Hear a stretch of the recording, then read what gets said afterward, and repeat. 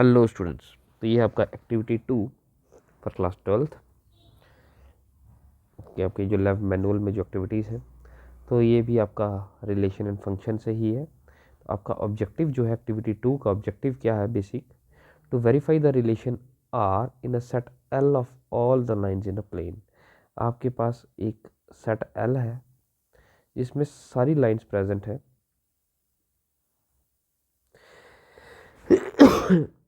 L जो है, L क्या है? Set of all the lines in the plane. एक प्लेन पे जितनी भी लाइंस है। अब रिलेशन आर आपको क्या दिया गया है?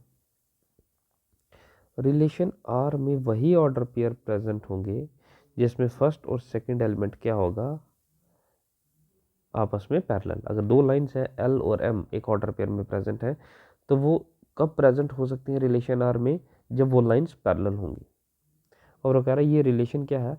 R is an equivalence relation. क्या है बच्चे? आर एक इक्विवेलेंस रिलेशन है। दो इक्विवेलेंस रिलेशन होने के लिए रिलेशन को क्या होना चाहिए? रिफ्लेक्सिव,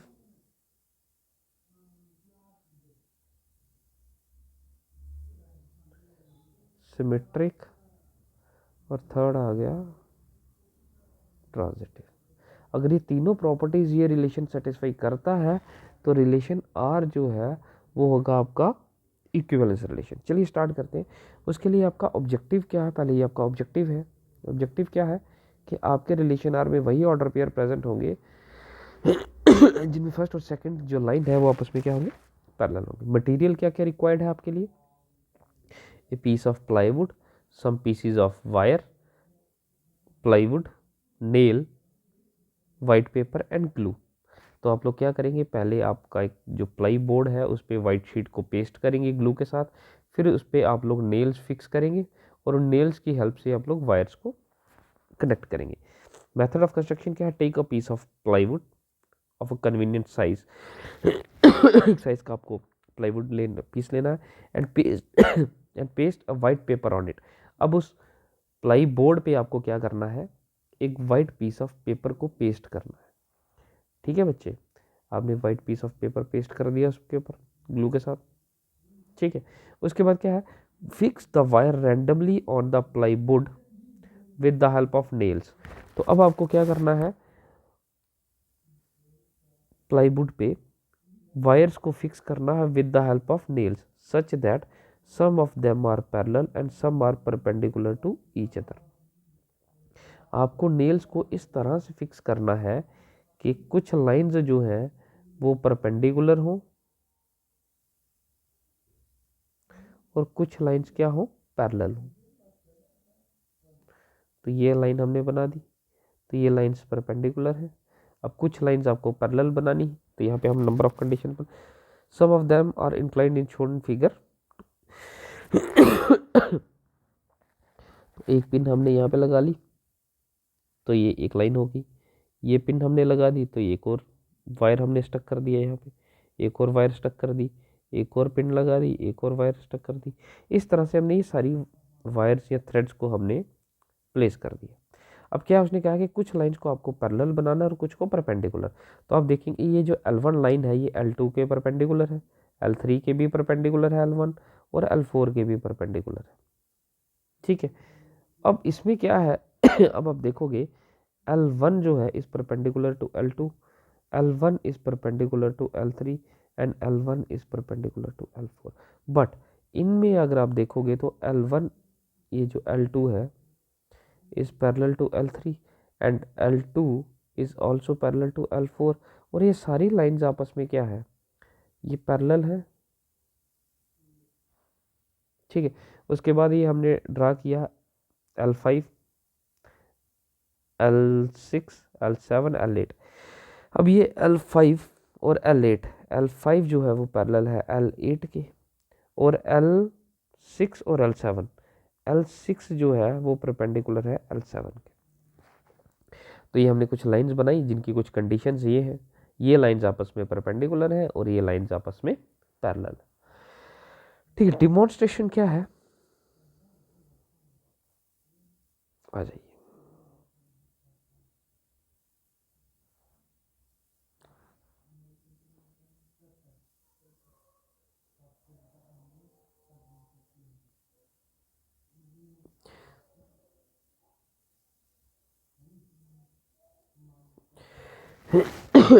डिमॉन्स्ट्रेशन क्या, let the wire represents by the line L1 L2 L3। आप इनको L1 L2 के नाम से रिप्रेजेंट कर रहे हैं, हमने इनको रिप्रेजेंट नेम्स दे दिए L1 L2 L3 L4 L5 L6 L7 और L8। इनके नेम्स हमने डाल दी वायर्स के L1 L2 से।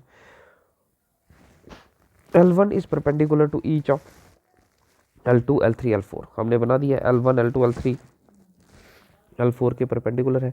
L6 is also perpendicular to L6 L7, ठीक है।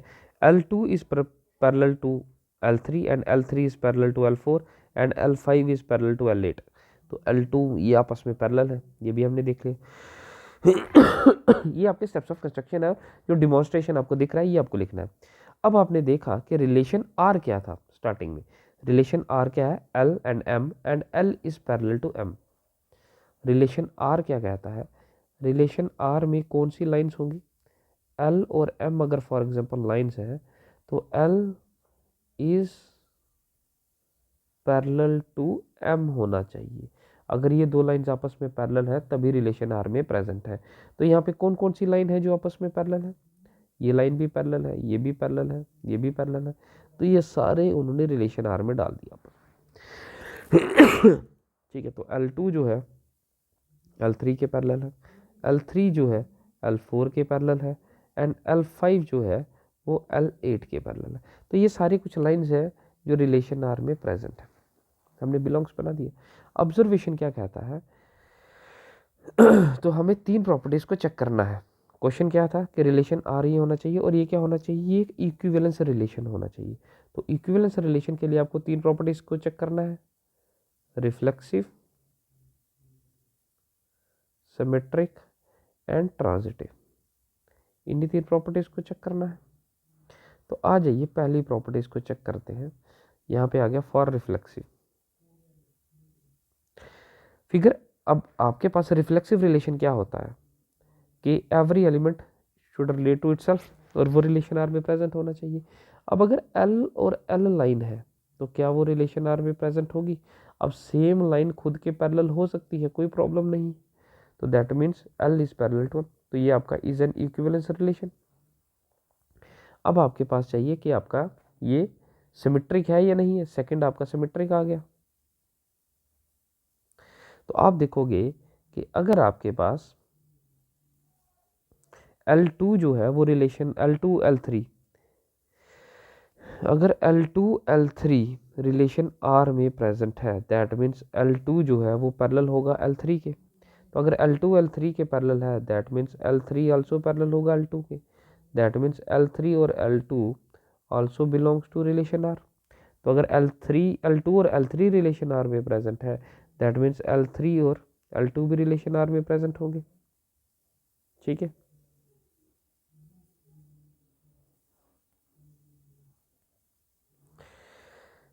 ठीक है बच्चे, नेक्स्ट आ जाएगा आपके पास अब अगर L3 L4 रिलेशन R में प्रेजेंट है that means L3 is parallel to L4, that means L4 is also parallel to L3, that means L4 and L3 भी रिलेशन R में प्रेजेंट होंगे, तो ये भी रिलेशन R में प्रेजेंट होगा, बिलोंग्स होगा। अब L5 और L8 अगर रिलेशन R में प्रेजेंट है तो डेफिनेटली L8 और L5 भी रिलेशन R में प्रेजेंट है।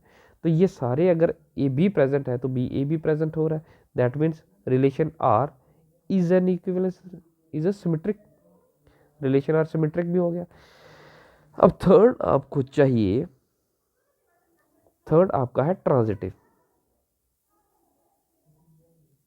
ट्रांजिटिव रिलेशन क्या कहता है बच्चे कि अगर ए बी रिलेशन आर में प्रेजेंट है इफ एंड बी सी भी रिलेशन आर में प्रेजेंट है देन क्या होना चाहिए कि ए सी भी रिलेशन आर में प्रेजेंट होना चाहिए।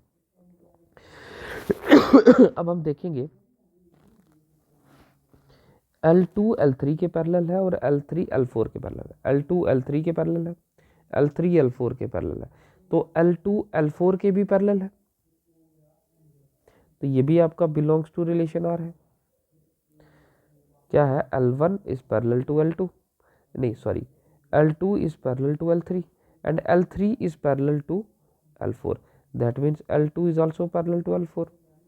तो अगर ये कंडीशन हो गई तो आपका क्या आ गया? L3 is parallel to L4, L4 is parallel to L2, तो L3 is parallel to L2। ठीक है, तो ये आ गया आपके पास, तो ये भी रिलेशन R में प्रेजेंट होगा। ठीक है, that means is a transitive, that means अब ये जो रिलेशन आ रही है ये रिफ्लेक्सिव भी है, सिमेट्रिक भी है, ट्रांजिटिव भी है, तो इसमें तीनों प्रॉपर्टीज सेटिस्फाई हो रही हैं। So the relation R is an equivalence relation. तो तीनों प्रॉपर्टीज हमारे पास रिफ्लेक्सिव, सिमेट्रिक और ट्रांजिटिव, ये तीनों प्रॉपर्टीज सेटिस्फाई हो गई। That means relation R is an equivalence relation. ठीक है, तो एप्लीकेशन क्या है इस एक्टिविटी का? एक्टिविटी क्या है आपके पास कि आपने एक सेट लिया जिसमें सभी लाइंस प्रेजेंट हैं, आपने उन लाइंस में कौन से लाइंस का रिलेशन बनाया जो आपस में पैरेलल है। तो एक्टिविटी में, इस एक्टिविटी का एप्लीकेशन क्या है? The activity is useful to understand the concept is an equivalence relation. तो ये एक्टिविटी आपको हेल्प करती है अंडरस्टैंड करने में कि ये जो रिलेशन आपने बनाया है ये क्या है? इक्विवेलेंस है, क्योंकि ये रिफ्लेक्सिव भी प्रॉपर्टी को सेटिस्फाई करती है, सिमेट्रिक और भी, और ट्रांजिटिव, इन तीनों को सेटिस्फाई करती है, तो रिलेशन आर आपका इक्विवेलेंस रिलेशन हो गया। तो ये आपका एक्टिविटी 2 था बच्चे। इसको मैंने ये लास्ट टाइम भी हमने किया था कि आपको ये जो आपका चार्ट है ये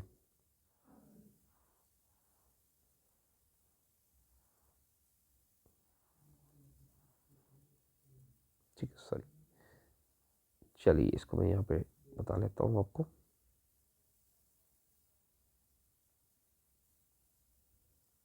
दोबारा से रिपीट कर लेते हैं इसको। ये आपका ब्लैंक शीट है, जैसे आप असाइनमेंट बनाते हैं ये आप लोग फिजिक्स के प्रैक्टिकल बनाते हैं। ठीक है बेटा, तो आप लोग वहाँ पे क्या करते हैं, इन शीट पे, ये जो आपका ब्लैंक शीट है, ब्लैंक शीट पे आप ये जो आपका डायग्राम है ये बनाएंगे। ठीक है, ये आपका ब्लैंक शीट पे आएगा जिसमें आप लोग ये नंबर ऑफ लाइंस बनाएंगे, कुछ पैरेलल होंगी, कुछ परपेंडिकुलर होंगी, आप इसी में से देख के बना सकते हैं।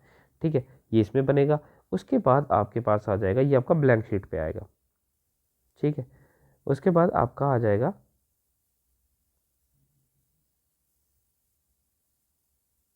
ये लाइंस। असाइनमेंट में एक शीट आपका ब्लैंक होता है, उसके सामने वाला लाइंस में आ जाएगा, तो लाइंस में आ जाएगा तो स्टार्ट आप कर लेंगे ऐसे। फर्स्ट आपके पास आ जाएगा objective,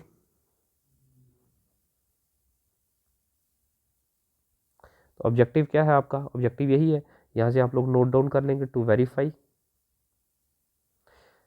that the relation are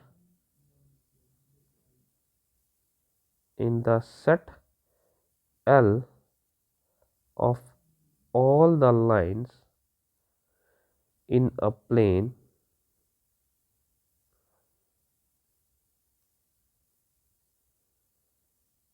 defined by relation R equals to L and M such that L is parallel to M is an equivalence relation. ये आपका ऑब्जेक्टिव आ गया। उसके बाद आप लोगों का नेक्स्ट आ जाएगा मटेरियल रिक्वायर्ड। तो जैसे आपके पास ये फिजिक्स के प्रैक्टिकल है केमिस्ट्री के, वैसे ही आप लोगों को करना है। तो मटेरियल रिक्वायर्ड वहाँ पे भी है, यहाँ पे भी आ जाएगा। तो मटेरियल रिक्वायर्ड क्या आ गया? ए पीस ऑफ प्लाईवुड, ठीक है, सम pieces of wire,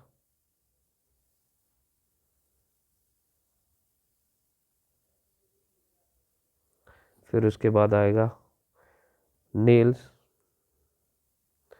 white paper, और उसके बाद आ गया ग्लू। तो ये आपका मटेरियल रिक्वायर्ड आ गया। उसके बाद नेक्स्ट आ गया मेथड्स ऑफ कंस्ट्रक्शन, तो आप नेक्स्ट नोट डाउन कर लेंगे यहाँ पे। नेक्स्ट क्या आ जाएगा, मेथड्स ऑफ कंस्ट्रक्शन। ठीक है, तो ये जितने भी स्टेप्स हैं ये इसके आप नोट डाउन करेंगे। उसके बाद नेक्स्ट आपका डिमॉन्स्ट्रेशन आ जाएगा। ठीक है बेटा, तो इसमें जो नंबर ऑफ स्टेप्स है 1 2, ये आपका 3 4 एंड 5 ये स्टेप्स आप लोग लिखेंगे। उसके बाद आपका डिमॉन्स्ट्रेशन के बाद नेक्स्ट आ जाता है ऑब्जर्वेशन, कि आपने क्या ऑब्जर्व किया। डिमॉन्स्ट्रेशन ये आ गया, तो जो जो आपको दिख रहा है। ऑब्जर्वेशन ये आ गया कि आपका उसमें रिफ्लेक्सिव सिमेट्री का ट्रांजिटिव बनता है या नहीं है, तो आप लोग ऑब्जर्वेशन में इसको बनाएंगे, रिफ्लेक्सिव सिमेट्री का ट्रांजिटिव को जस्टिफाई करेंगे। और लास्ट में आ जाएगा आपके पास एप्लीकेशंस। तो ये आपका एक्टिविटी है, और कैसे आपको बनाना है ये भी मैंने आपको बता दिया। नोट डाउन किस तरह से करना है, यहीं से आपको बनाना है, ये आपके पास पीडीएफ पहुंच जाएगा। ठीक है बच्चे, ये आपको नेट से भी मिल जाएगा। तो ये आपका एक्टिविटी 2 है, इसके साथ ही आपको एक्टिविटी 3 और एक्टिविटी 4 का वीडियो भी मिल जाएगा। तब तक के लिए थैंक यू, और इसको अच्छे से बनाइए, परफॉर्म कीजिए, और इसके अच्छे से आप एक्टिविटी का नोट डाउन कीजिए। चलिए बच्चे, thank you for the class.